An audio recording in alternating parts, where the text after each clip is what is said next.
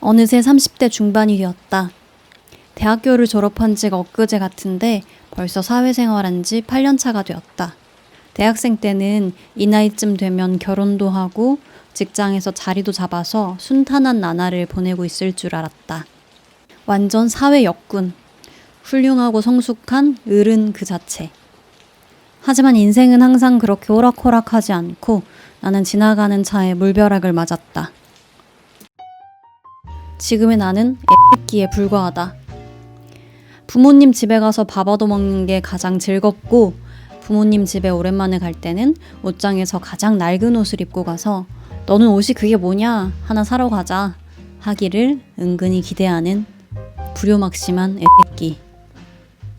나이를 먹으면서 조금 달라진 게 있다면 좋아하는 것과 싫어하는 것을 명확히 알게 되었고 내가 할 수 있는 일과 그렇지 않은 일을 객관적으로 구분할 수 있게 되었다는 점이다.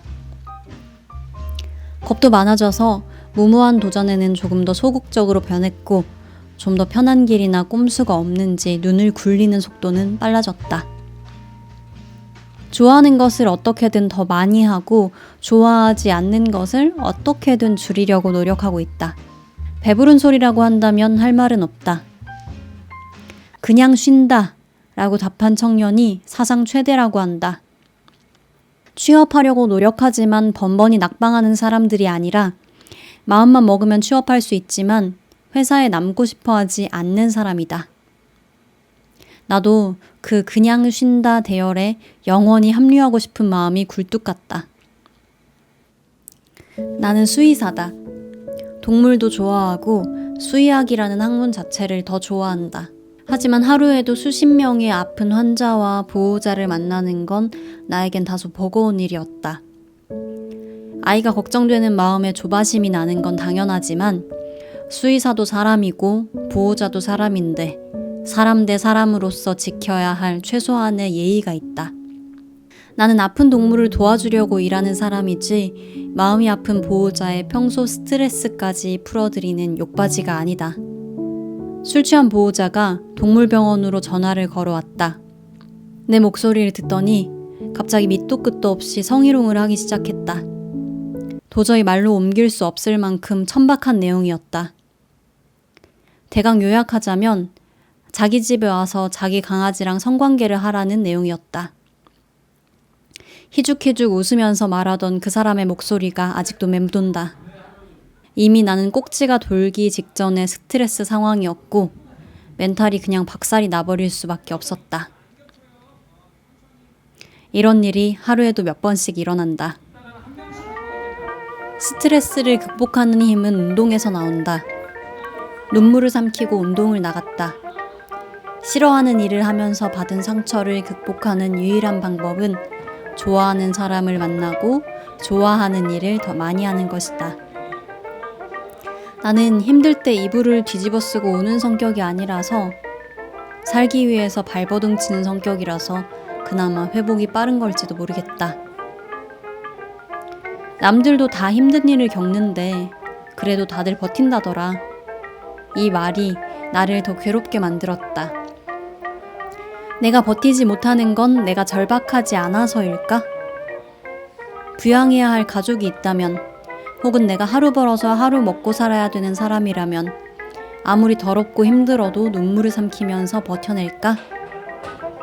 우리 부모님이 나와 동생을 키우기 위해서 희생하셨던 것처럼 배가 불러 터져서 이렇게 공주처럼 힘들다고 징징거리는 걸까? 혹시 내가 더 강한 사람이었다면? 혹시 내가 성격이 더 유하고 좋은 사람이었다면? 아유, 살다 보면 이런 일도 있는 거지 뭐 하면서 허허 웃고 털어넘길 수 있는 사람이라면? 그런 사람이 못 되는 나를 원망해 보기도 했다. 달라지는 건 없었다.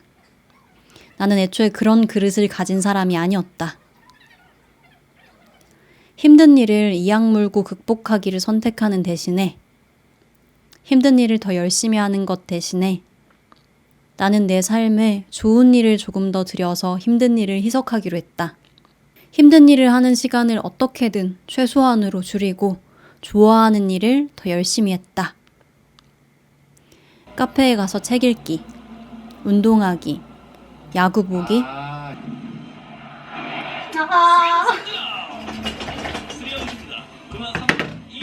친구 만나기, 물놀이 하기, 유튜브 영상 찍고 편집하기, 라이브 방송하기.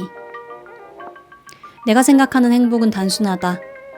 좋아하는 사람과 좋아하는 일을 하는 것이다. 그러기 위해서는 내가 좋아하는 일이 뭔지 알아야 한다. 자기가 좋아하는 일이 뭔지조차 알지 못하는 사람이 너무 많다. 운 좋게도 나는 내가 좋아하는 일이 뭔지 너무 잘 안다. 둘째로는 좋아하는 일을 할 용기가 있어야 한다. 남의 눈치를 보느라 좋아하는 일을 하지 못하는 사람도 많다. 너무너무 힘든 날, 나는 울면서 이불 속에 들어가는 것 대신 유튜브 라이브 방송을 켰다.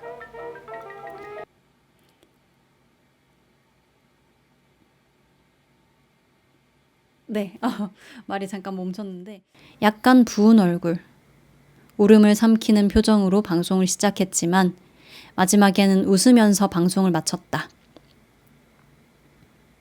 나는 무한경쟁에서 기권하기로 했다.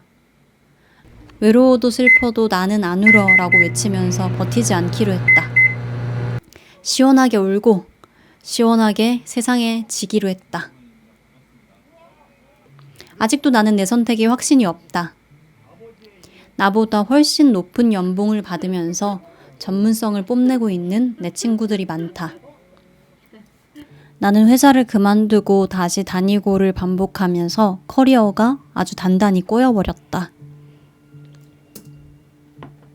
내가 원하는 삶의 형태를 지속하는 건 비싸다. 뽀로로가 적성이지만 놀고 먹으려면 재산이 필요하다. 그딴 건 나한테 없다. 돈만 필요한 건 아니다. 용기도 필요하다. 비싼 과정을 겪어온 친구들과 다르게 살아갈 용기. 나를 이상하게 생각하는 어른들께 맞설 용기. 스스로를 한심해하지 않을 용기. 나를 의심하지 않을 용기. 내가 사회인이 되고 나서 가장 몸으로 처절하게 배운 사실은 어른은 뭐든 겪어보고 실패해보고 울어보면서 큰다는 것이다. 학생은 책으로 배우지만 어른은 몸으로 배운다. 인생은 스파링에 가까워서 얻어맞으면서 맷집을 키울 수밖에 없다. 이렇게 무한 부정의 고리로 마음이 치달을 땐 내가 이미 가진 것을 나열해보는 게 도움이 된다. 내가 가진 건 뭘까? 작은 일에도 즐거워하는 능력이다. 벌써 30대 중반의 나이지만 아직까지도 굴러가는 낙엽에 까르르 까르르 한다. 어제도 날씨가 좋았고 그제도 날씨가 좋았지만 오늘 아침에 일어나서 또 창문을 열었을 때 마치 이런 세상에 처음 와본 사람처럼 감탄할 수 있는 능력을 가졌다. 날 힘들게 하는 건 굉장히 거창한 일들이다. 얼굴도 본 적 없는 사람이 내게 하는 10원짜리 욕, 성희롱, 몇 년 혹은 몇 개월간 치료했던 환자의 죽음, 온 마음을 다해 사랑했던 사람과의 이별. 하지만 나를 일으켜 세우는 건 이렇게 사소한 일들이다. 좋은 날씨, 소금빵 닮은 구름, 쿠팡에서 새로 샀는데 생각보다 성능이 너무 좋은 욕실 청소 세제, 짬날 때 글을 쓰고 유튜브 영상을 만드는 일. 이렇게나 실없는 소리를 10분씩 하고 있어도 재밌다면서 들어주는 사람이 있다. 이렇게 실없는 소리를 아직도 듣고 계신 당신. 당신 덕에 제가 살고 있습니다. 감사합니다.